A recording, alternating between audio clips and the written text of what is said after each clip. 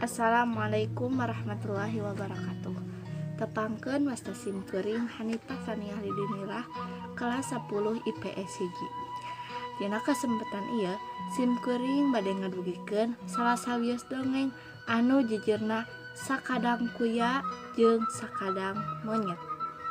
Dina hiji poe sakadang kuya keur neangan kadaharan, tapi ti isuk pula tacan manggih nanaon.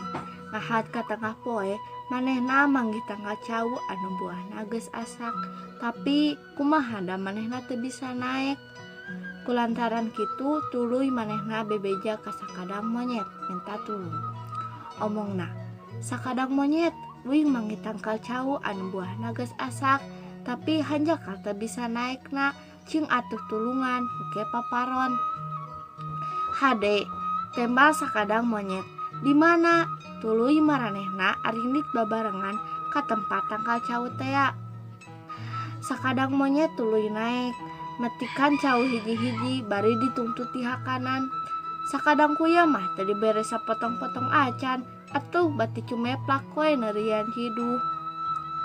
Sakadang monyet, mana bagian uing, kapan geus janji paparon. Sakadang kuya ngagorowok.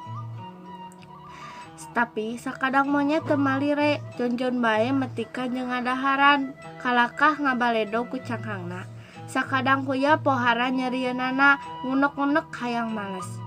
Dina hiji poe sakadang kuya indit ka kebon juru tani, ngala cabe nu geus asak, warnana bareureum, ngala genep nu galede. Katembongna mah bangun aramis pisan. Manehna indit nepungan sakadang monyet. Bibirna dipulas ku pucuk daun jati supaya beureum. Tuluy cupak capek cuplak ceplak, cara nu geus barang dahar ngeunah. Ditanya ku sakadang monyet, sakadang kuya maneh teh keur ngadahar naon? Cik uing menta. Tembal sakadang kuya, ah ulah ngaganggu, uing teh keur ngeunah ngadahar buah lawa paparin ti Dewata. Kakara uing mah barang dahar nikmat kieu. Cing ngasaan saeutik, uing lapar pisan. Sakadang monyet lumah lame, menta ngarah dipikarunya. Keur naon make mere ka maneh?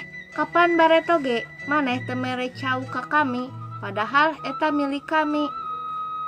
Hampura bae atuh nu enggeus-enggeus mah, cing karunya ka uing ku hayang ngasaan buah lawa paparin ti Dewata. Omongna deui lengas-lengis. Nya ari maksa-maksa teuing mah top bae we.